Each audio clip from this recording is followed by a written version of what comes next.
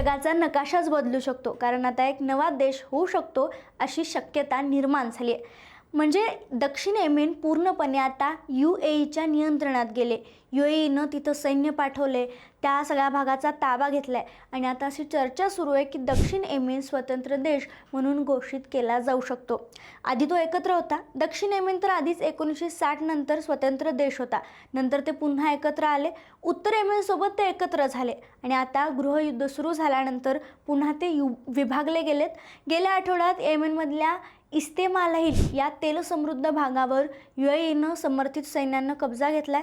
10,000 सैनिक, तेल क्षेत्र आणि थेट मारा करून आता या भागात UAEचा गटाचा प्रवेश झालाय आणि आता जगभर हा चर्चेचा विषय आहे की UAEनं दक्षिण येमेनला स्वतंत्र राष्ट्र म्हणजे कब्जा केल्यानंतर स्वतंत्र राष्ट्र दक्षिण येमेनला जाहीर करणार आहेत का काय, आणि जर जाहीर झालं तर मध्य पूर्वेचं राजकारण संपूर्ण उलटलं जाऊ शकतं.